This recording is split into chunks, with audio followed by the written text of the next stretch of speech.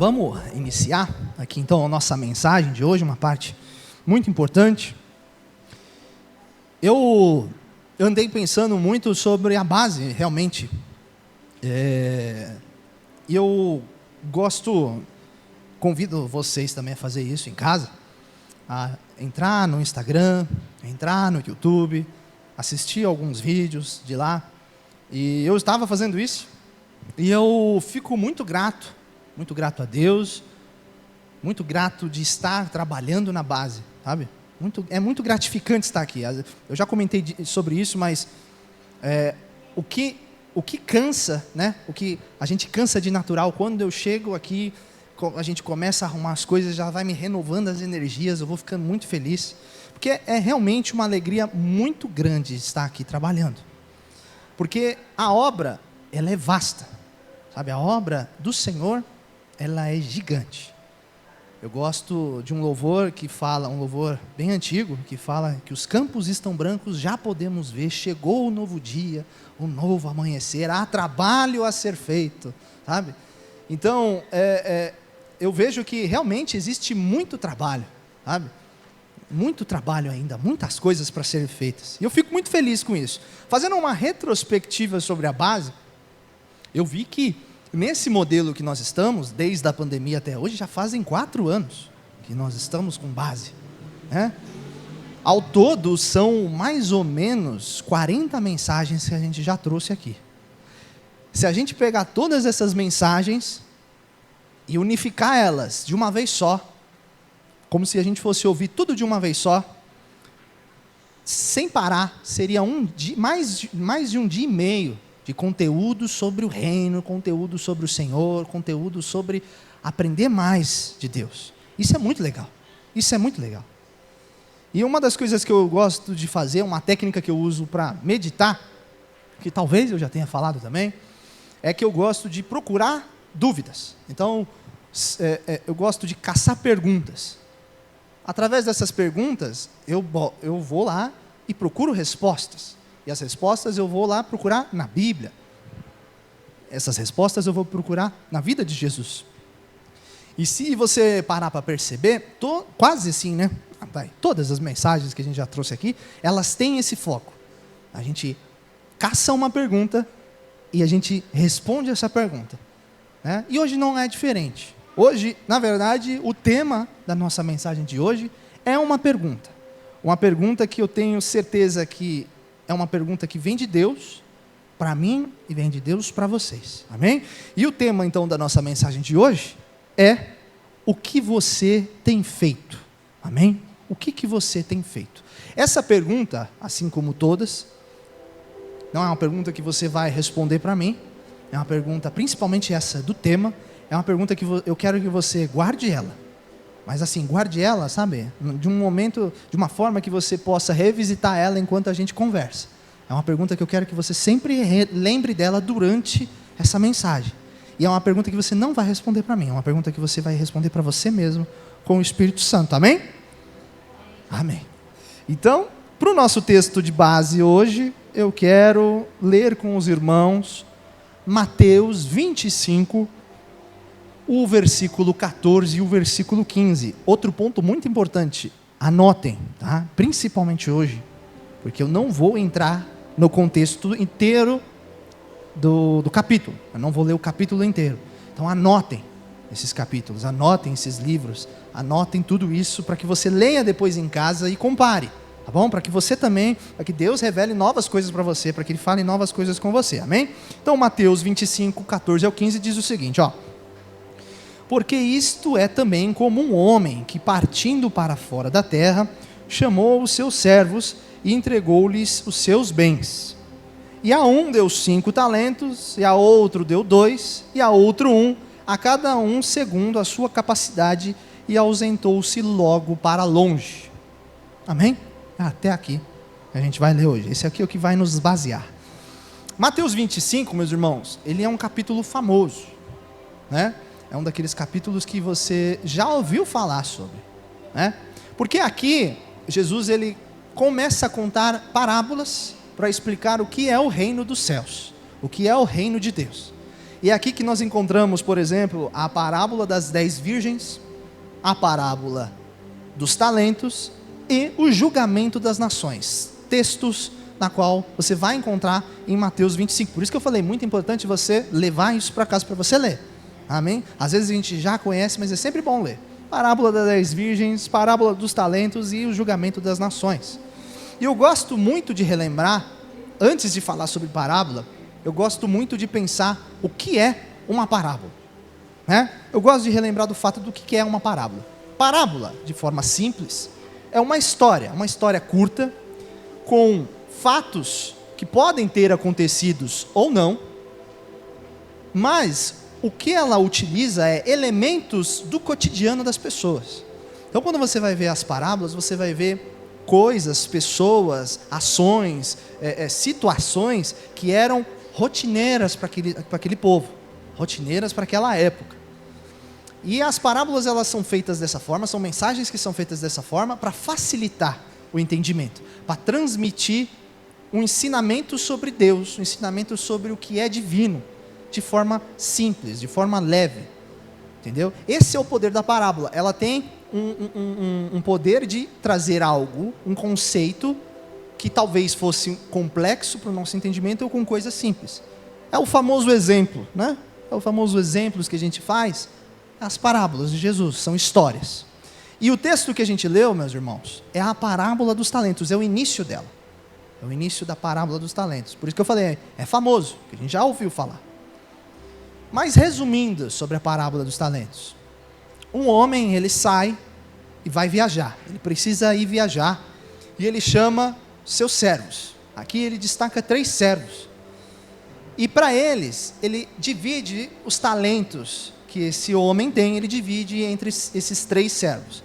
Para um ele deu 5, para outro ele deu 2, para outro ele deu 1. E aí ele pegou e partiu, foi viajar.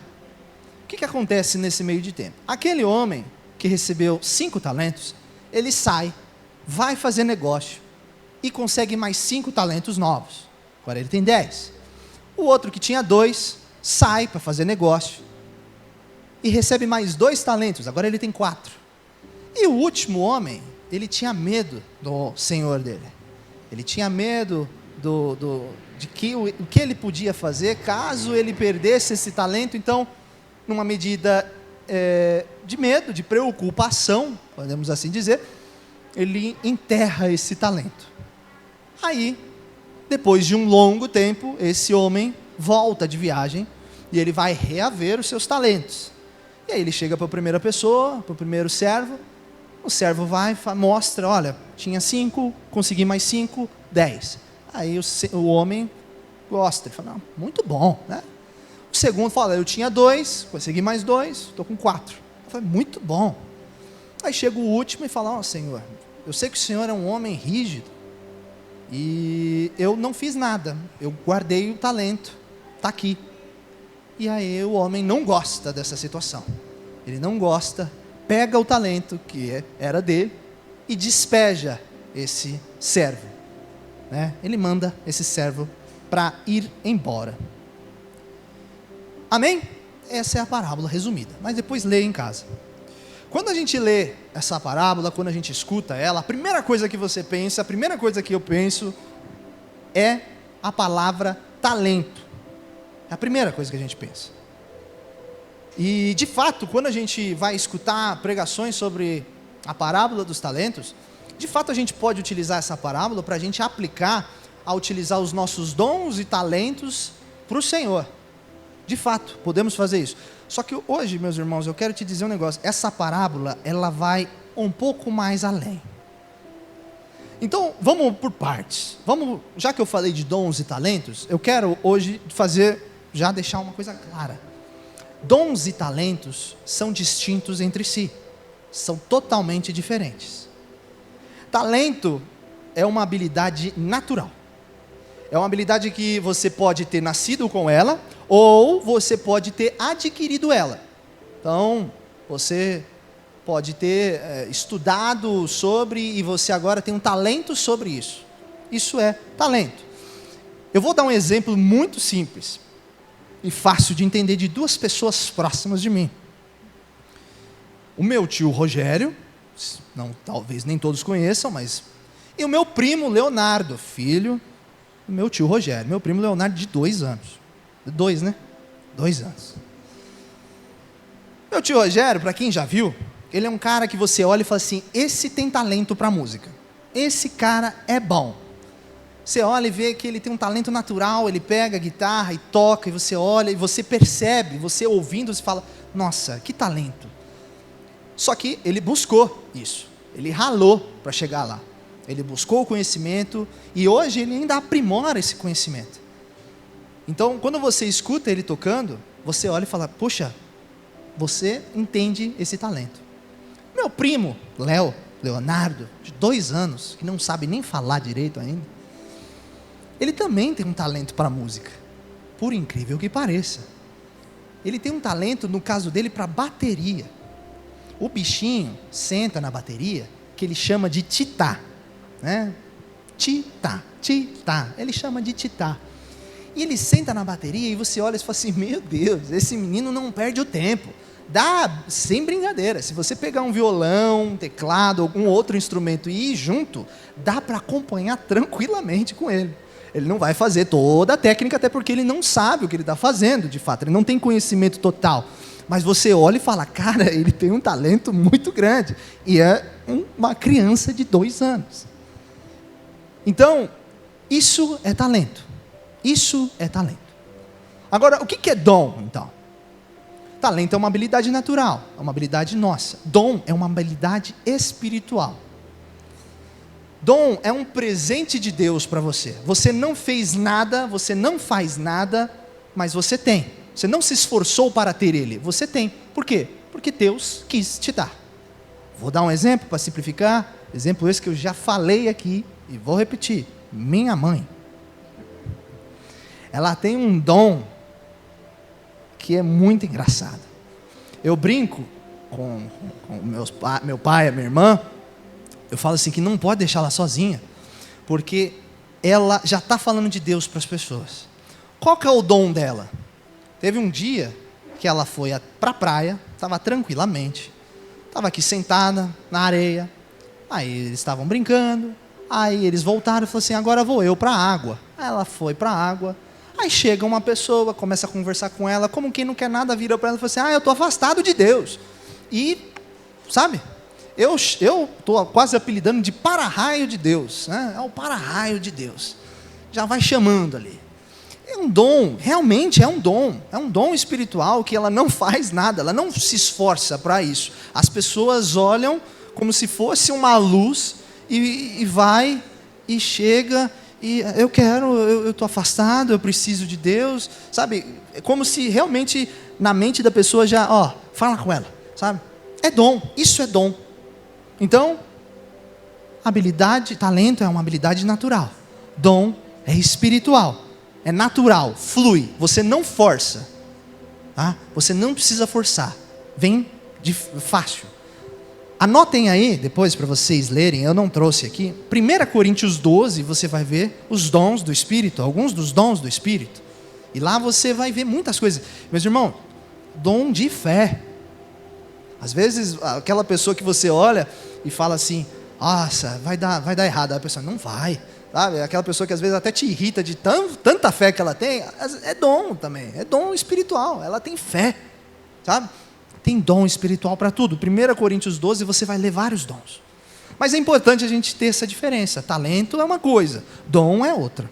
Tá? Então, perfeito. Agora que a gente já fez essa explicação. O que é, então, que Jesus fala? O que é talento que Jesus está falando? Eu falei aqui, né? A gente já sabe, parábola. O que a parábola é? É uma coisa fácil, uma história que usa coisas do cotidiano. Então, se Jesus falava sobre talento, era algo que as pessoas tinham no seu cotidiano. E como é que a gente consegue descobrir de fato, então, o que é talento? É muito simples. É só você pegar outras versões da Bíblia, do mesmo capítulo, e você vai começar a observar e entender o que de fato é o talento que Jesus estava falando. No início do versículo, antes para a gente já ir montando, no início do versículo, ele fala assim, que a gente vê um homem que estava de viagem e que deixou os seus bens com os seus servos. Uma pessoa ter bens, uma pessoa ter servos, geralmente era uma pessoa de posses, uma pessoa rica. Então a gente já começa a perceber que esse era um homem rico, era um homem que tinha suas posses. E no versículo onde fala que o homem entrega os talentos entre os seus servos, ele reparte os talentos dele entre os seus servos, ficaria meio confuso se a gente fosse pensar, mas peraí, como é que ele repartiu os talentos dele? Como é que ele conseguiu passar um talento de ser um boleiro de mão cheia para as pessoas? Não era isso. Quando você começa, por exemplo, a ler na versão NTLH, você já percebe que nesse versículo, talento, a palavra talento é substituída por dinheiro.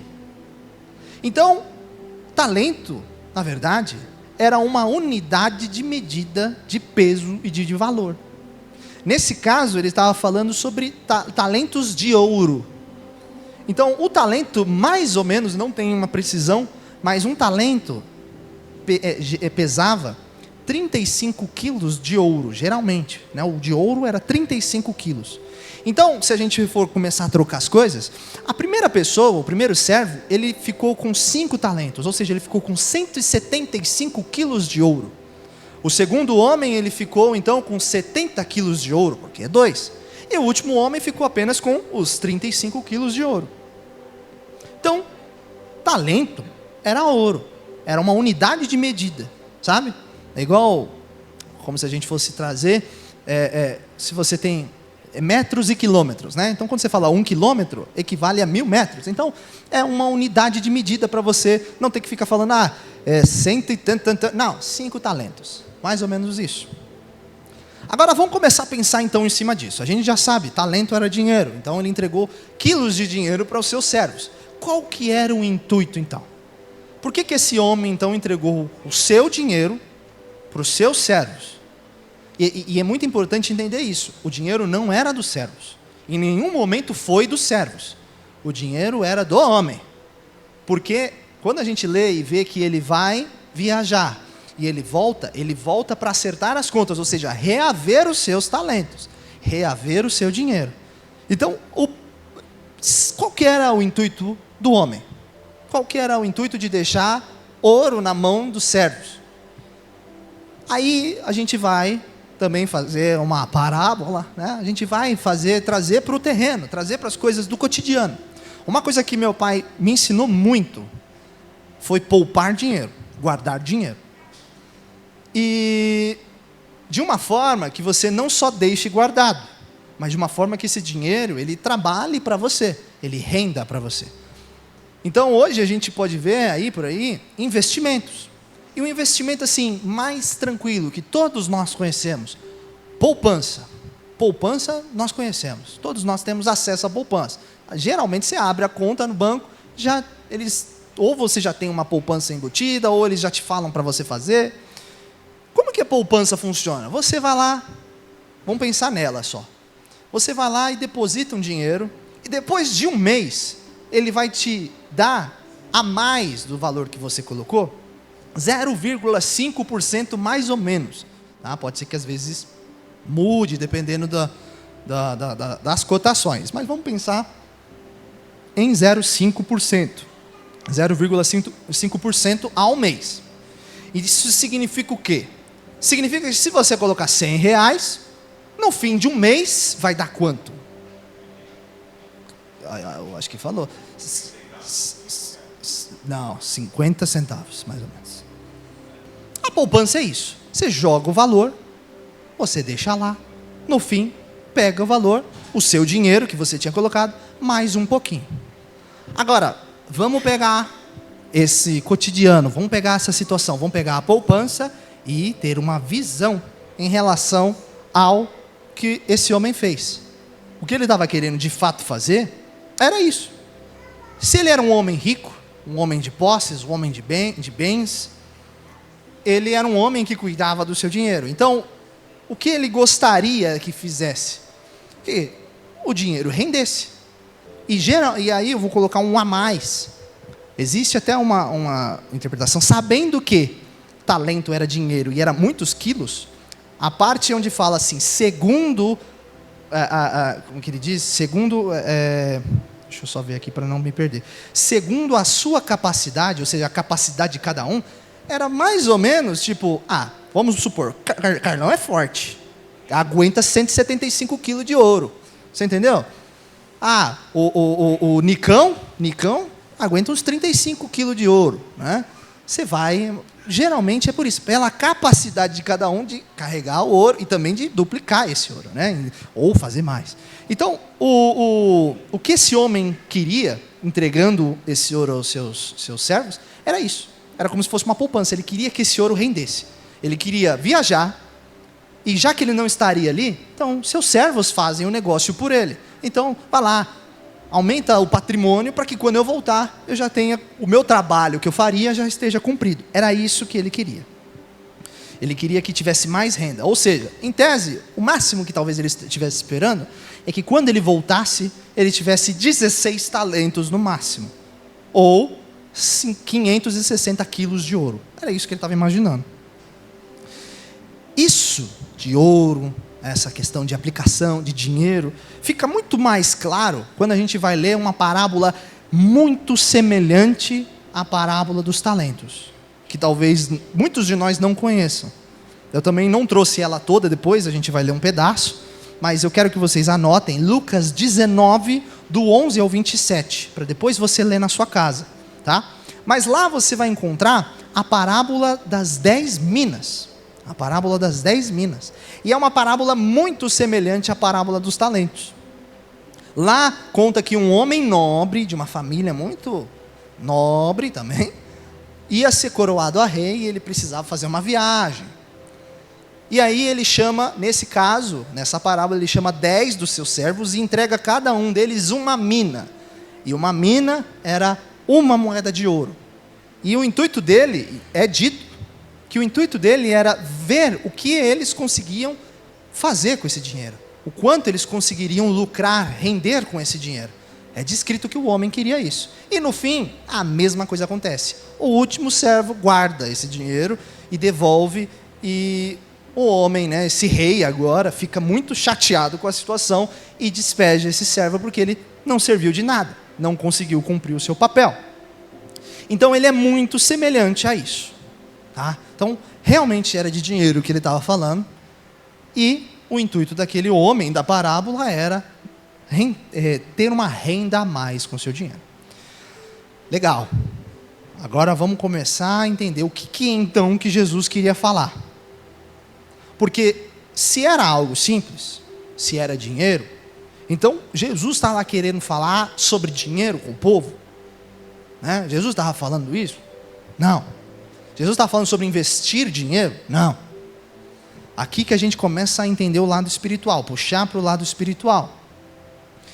Só que para a gente começar a entender muito melhor essa parábola, a gente precisa entender o contexto dessa parábola, o contexto que Jesus fala essa parábola. Então, como eu falei, capítulo 25 de Mateus, Jesus estava ensinando sobre o que era o reino dos céus. Ele estava começando a falar sobre isso. E ele precisava falar por parábolas, tentar simplificar as coisas, porque o povo não estava entendendo o que era o reino. Como a gente já comentou aqui em outras bases, o povo acreditava que o reino de Deus seria um reino terreno.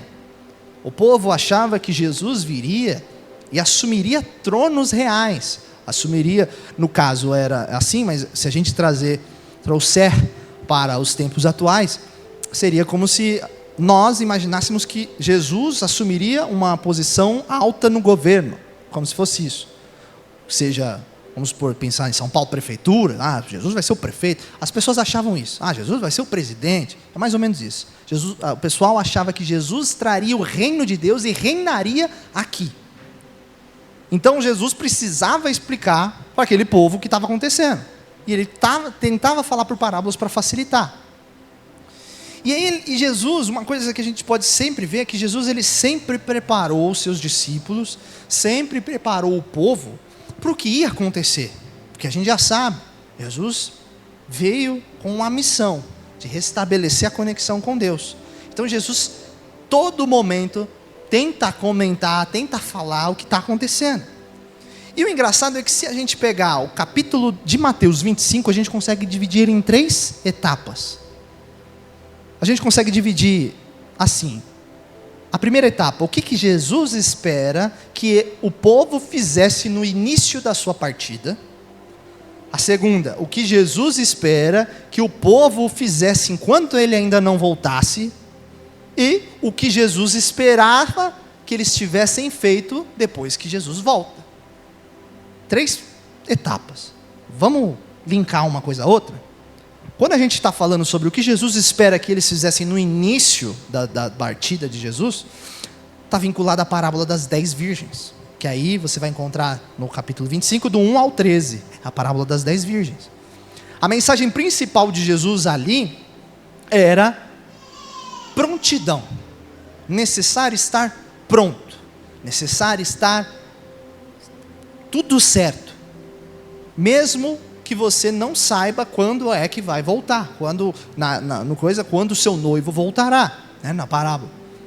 Então, Jesus ali estava falando, olha, o que eu espero que vocês façam? Que vocês tenham óleo na reserva. Esses dias eu ouvi uma frase, eu falei que eu precisava colocar ela no tema, e eu acho que eu consegui. Jesus esperava que todo o povo, fosse igual pastel de feira. Sabe por quê? Muito óleo e pouca carne. Muito óleo e pouca carne. Pastel de feira. Jefferson está, meu Deus. Você tem que ser pastel de feira. Muito óleo e pouca carne. Deu fome no Marcão. Então, Jesus espera que, quando ele partisse, o povo tivesse pronto, tivesse óleo na reserva. Agora, quando nós falamos o que Jesus espera que eles tivessem feito quando ele voltar, então eu falei do início, agora eu estou falando do final. O que Jesus espera que eles tivessem feito quando voltar, ou seja, o que o povo tivesse feito, o que nós tivéssemos feito, que ainda virá, está vinculado ao momento em que Jesus, nesse mesmo capítulo, fala sobre o julgamento das nações. Que aí você vai encontrar lá do versículo 31 ao 46.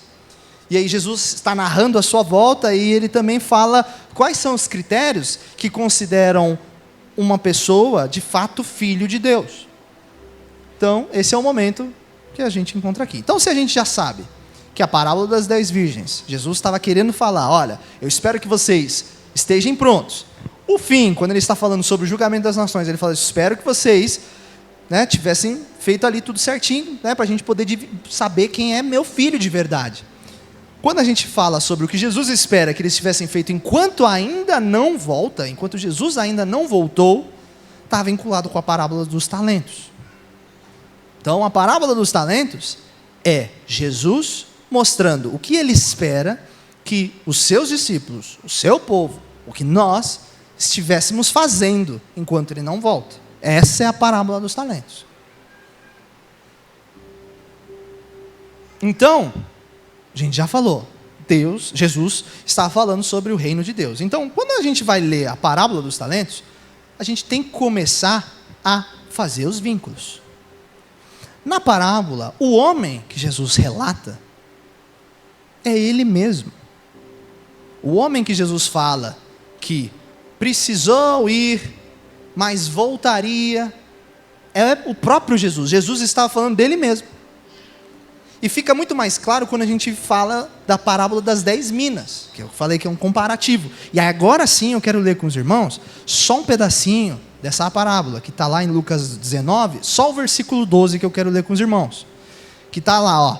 Então Jesus disse, ele começando a parábola, certo homem de uma família muito importante foi para um país que ficava muito longe, para lá ser feito rei e depois voltar. Fica mais claro, as duas parábolas são semelhantes entre si, e uma parábola fala de uma pessoa que é de uma família muito importante, que vai para um país muito longe, para ser rei e voltar. E quantas vezes a gente já não viu na Bíblia que Jesus diz que o reino dele não é deste mundo?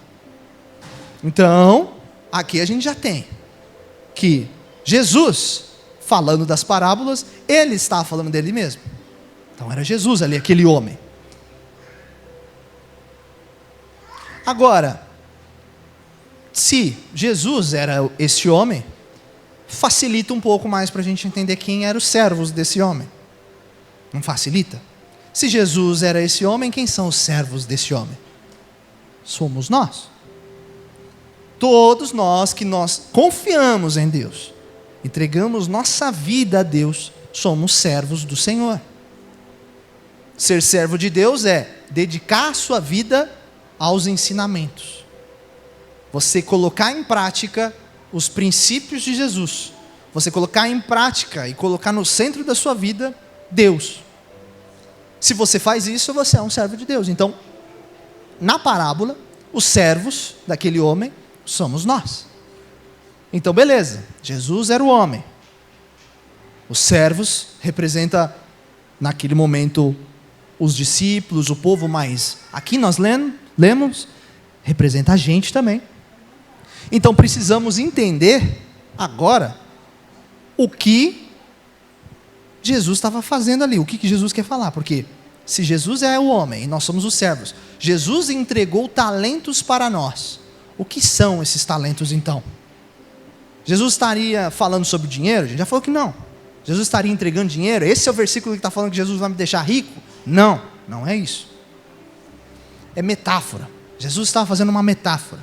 A metáfora é o seguinte: o dinheiro estava significando o bem maior daquele homem. Se ele era um homem rico, um homem de bens, um homem de posses, o dinheiro dele era o maior bem que ele podia dar, o maior bem que ele tinha. Era a maior qualidade daquele homem. Se é um rico, automaticamente você pensa em dinheiro. Então Jesus está fazendo uma metáfora. Se é Jesus, qual é o bem maior de Jesus? O que Jesus tem de tão importante, de tão divino, de tão assim importante assim para dar para a gente? E não é dinheiro. Não é dinheiro. O que Jesus estava falando, eu quero destacar 3 coisas, e com elas eu vou ler versículos para a gente ter base. 3 coisas Jesus estava entregando ali. O primeiro é a sua vida. E aí eu quero ler Mateus 20, 28. Assim como o Filho do Homem não veio para ser servido, mas para servir e dar a sua vida em resgate por muitos. Então, esse era um dos bens de Jesus, a sua vida.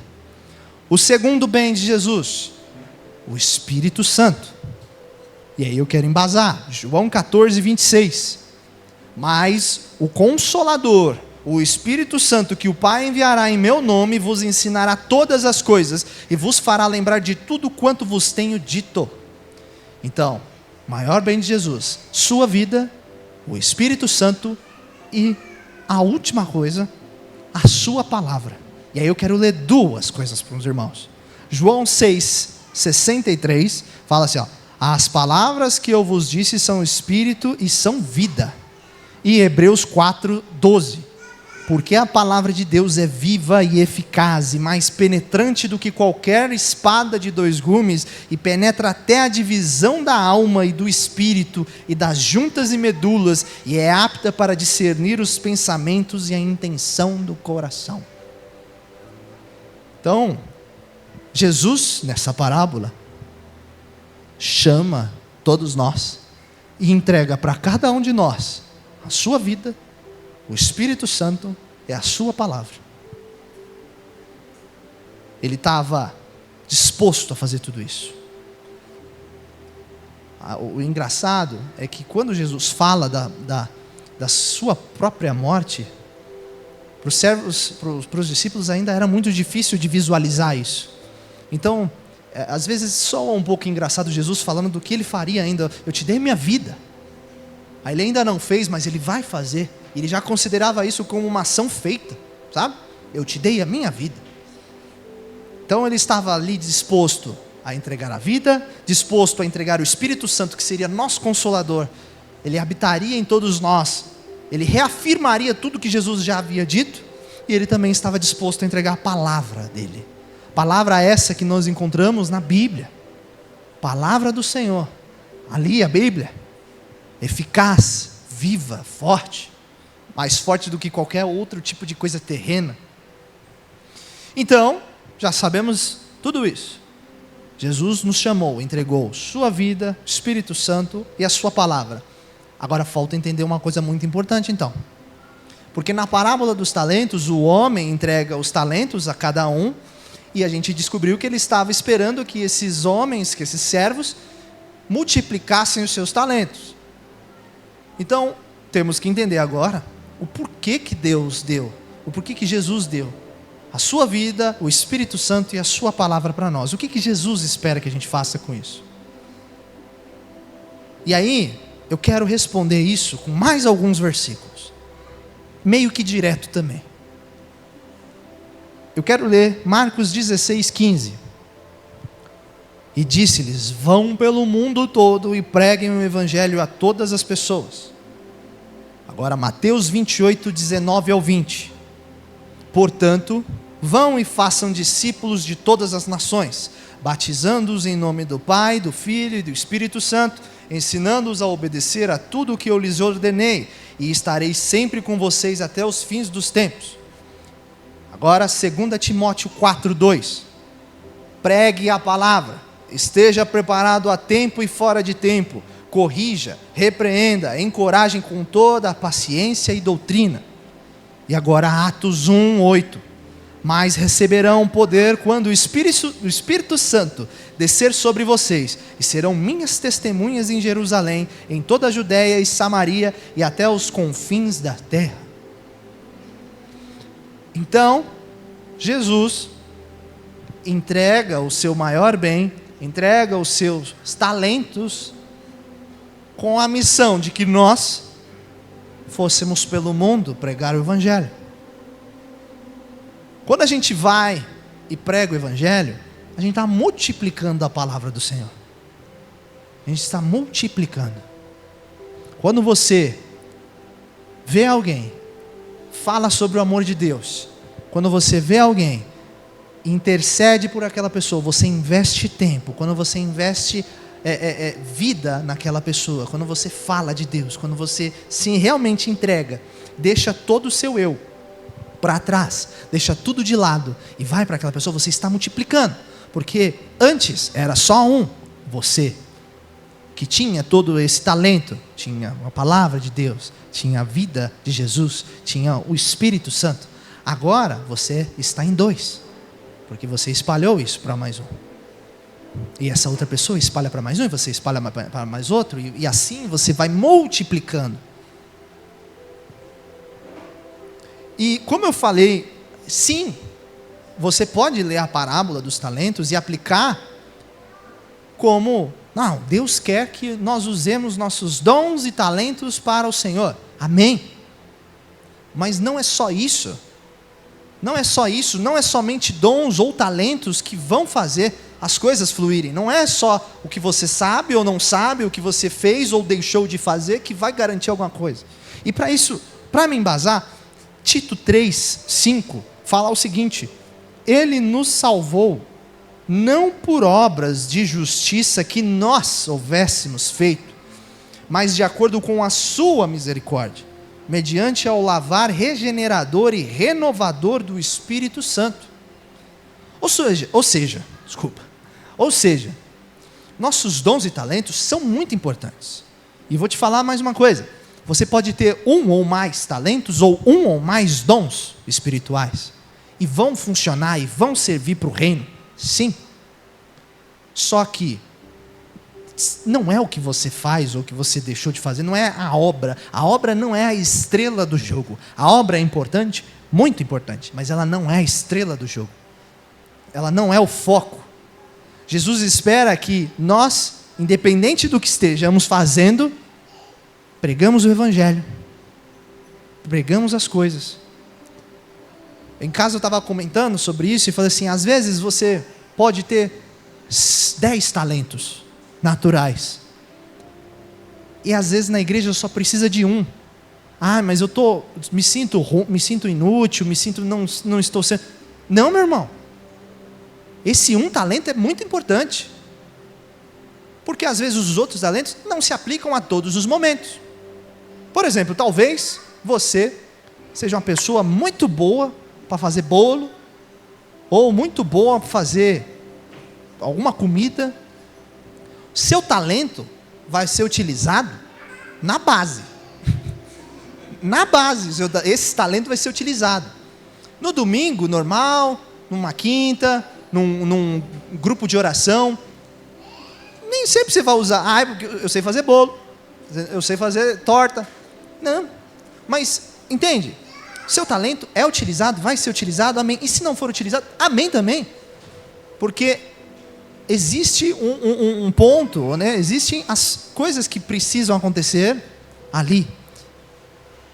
Vou citar agora a minha mãe mais uma vez como exemplo. O dom espiritual das pessoas irem até ela. Eu falo isso para vocês, mas até hoje vocês não viram isso acontecer presencial. Ai, mas será que é verdade? É verdade, eu prometo para vocês que é verdade. Eu já vi. Mas é um dom que às vezes não é utilizado aqui. É um dom que ela tem, mas não é utilizado aqui. Esse dom funciona onde? Às vezes na praia, às vezes no trabalho, às vezes em qualquer lugar ali vai funcionar, mas não é em todos.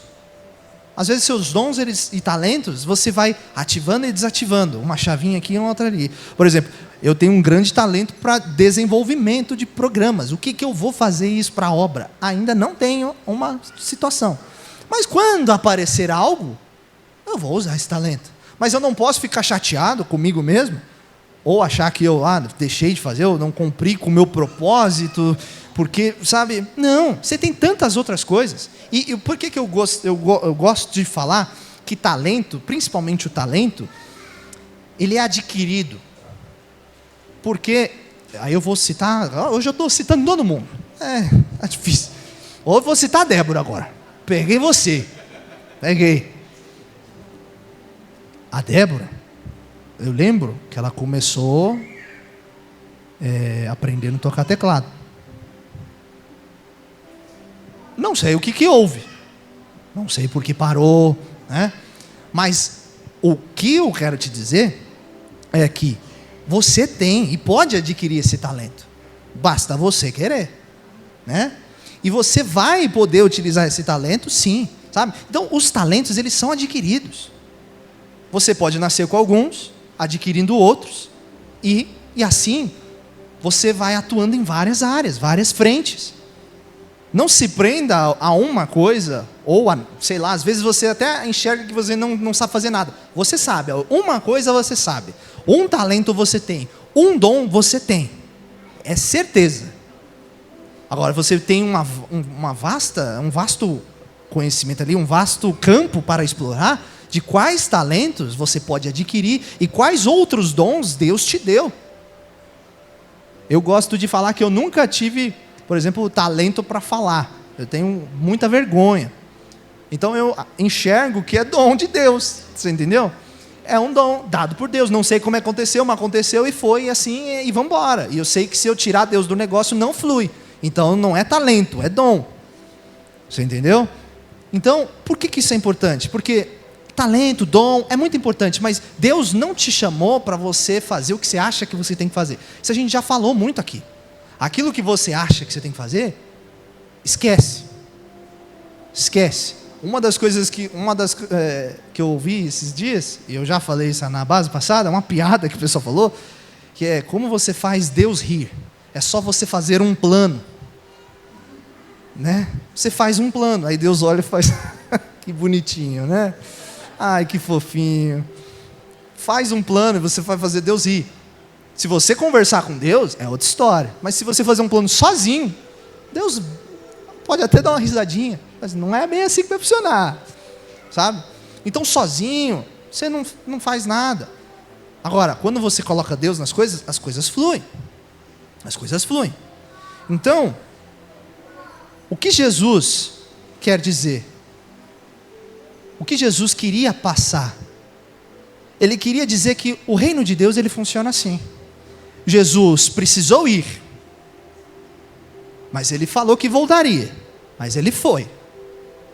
E ele deixou a vida dele, ele deixou a palavra dele, ele deixou o Espírito Santo para que juntamente com os nossos talentos, aquilo que a gente adquire, que é natural, junto com os dons, que é divino, que Deus te deu e te dá e te capacita, para que a gente possa pregar a palavra. Isso é a parábola dos talentos. Isso é a parábola dos talentos. Eu gosto de pensar, por exemplo, que isso aprendi com um pastor,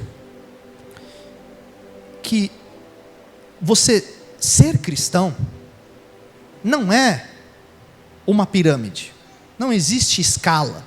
Quem é mais alto, quem é mais baixo. E se for existir uma pirâmide, ela é uma pirâmide invertida. Onde nós consideraríamos o topo, vamos pensar, o pastor, ele é o último, ele é o da base, o que serve. Mas mesmo assim eu gosto de pensar numa coisa única. Aonde acima de nós só tem uma pessoa. Deus, Jesus, Espírito Santo, é Ele que está acima. O resto, todos nós aqui, ó, juntos. E o que isso significa? Que se hoje eu estou aqui falando, você também pode estar falando. Ah, mas aí, sim ou não. Mas pode ser na sua casa, pode ser no seu trabalho, pode ser na rua, pode ser na escola, em qualquer lugar que você se aplica. Você não foi chamado para ficar sentado. Você não foi chamado para ficar parado. Você não foi chamado para ouvir.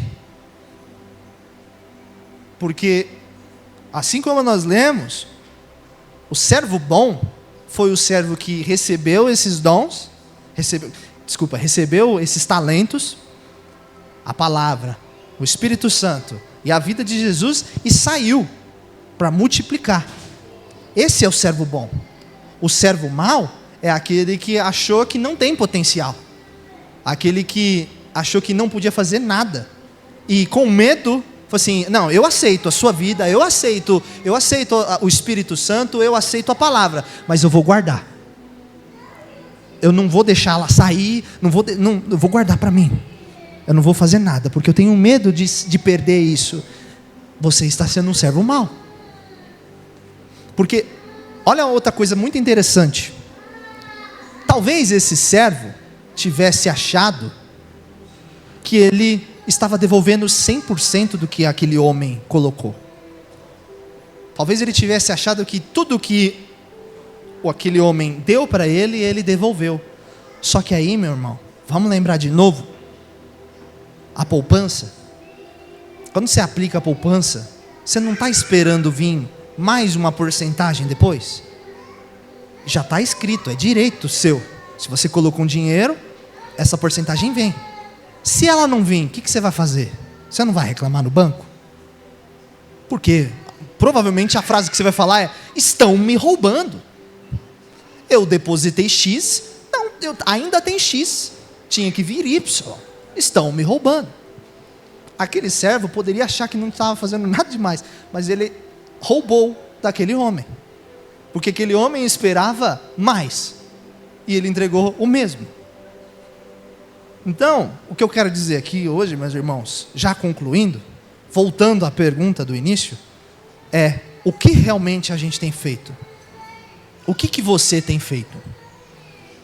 Porque Jesus, a gente cantou, fez um grande sacrifício por nós, fez um grande sacrifício por você, por mim, fez tudo isso, e o que a gente tem feito? Em prol desse sacrifício, em prol de tudo isso que Deus nos deu, que Jesus nos deu. Comentei, nós temos 40, mais ou menos 40 mensagens da base. Se você é assíduo da base, você vem, toda a base você vem, escutou todas as mensagens, seja aqui, seja na live, maravilha. O que você está fazendo então agora? Você está esperando a próxima base, ou no dia seguinte você já está conversando com seu irmão, pregando o evangelho para quem precisa, falando de Deus para quem precisa? O que você tem feito? Você está multiplicando? Ou você só está com medo e parou? Deus, Ele nos leva a questionar isso. Todo dia. O que você está fazendo agora? E o que você fez agora? E agora, o que você está fazendo? Porque o nosso intuito é multiplicar. Multiplicar. E mais um detalhe. Por que é importante da parábola dos talentos a diferença entre uma pessoa ter 5, a outra ter 2 e o resultado? Qual que é a importância disso? Não é o número, não é a quantidade, mas a porcentagem. Você entendeu? Porque os 2 primeiros servos tiveram resultado em porcentagem idênticos. Por mais que o valor fosse diferente um do outro, um tem mais, o outro tem menos, mas em porcentagem, os 2 alcançaram 100% de lucro. Então, o que a diferença é o seguinte: talvez você conseguiu uma alma só, ou você conseguiu 5, ou você conseguiu 10, ou 20, ou e assim vai. Não importa. O importante é se você está multiplicando. Você multiplica? Se sim, é isso que Deus quer. Nem que você, é muito difícil, mas eu consegui uma alma. Quando você chegar na frente de Deus e falar assim: Deus, eu trouxe ele. Deus vai olhar para você e falar assim: servo bom e fiel, vem cá, vamos comemorar. Agora, se você chegar lá e falar assim: Deus, eu trouxe 100 pessoas aqui, servo bom e fiel, vamos lá comemorar. Não tem divisão, não tem alguém maior ou menor. Todos somos iguais, filhos de Deus. Então, o que você tem feito? Isso é uma resposta que só você vai poder responder, para você mesmo. Se em algum momento você está achou na sua vida, que você não vai fazer nada, que não precisa fazer nada, e eu não estou falando aí vamos lá, não estou falando no templo, na igreja, aqui no local, estou falando na vida mesmo. Aqui é um plus, né? Porque a gente precisa de pessoas que auxiliem aqui. Aqui é um corpo, né? Um ajuda o outro. Óbvio, vai ter trabalho aqui dentro. Mas aqui, se não existisse isso, o trabalho é fora. Ainda tem trabalho. Então, se você achou que você não ia fazer nada, você está errado. Você precisa fazer algo. Deus colocou nas suas mãos um tesouro muito precioso e ele foi viajar. Vamos colocar assim, ele foi viajar. Mas ele falou que vai voltar. A gente precisa fazer algo com o que a gente está nas mãos. A gente precisa fazer algo com isso. Amém? Então eu peço que os irmãos abaixem suas cabeças, fechem seus olhos, medite sobre essa pergunta e comece a conversar com Deus, a orar com Deus, para que, caso você hoje olhe e fale: olha, não estou sendo um servo bom e fiel, busque a ser um servo bom e fiel, um agente multiplicador. Senhor, nosso Deus, nosso Pai, ouvimos aqui a Tua palavra, Pai. Hoje estudamos sobre a parábola dos talentos, na qual o Senhor um dia conversou e falou.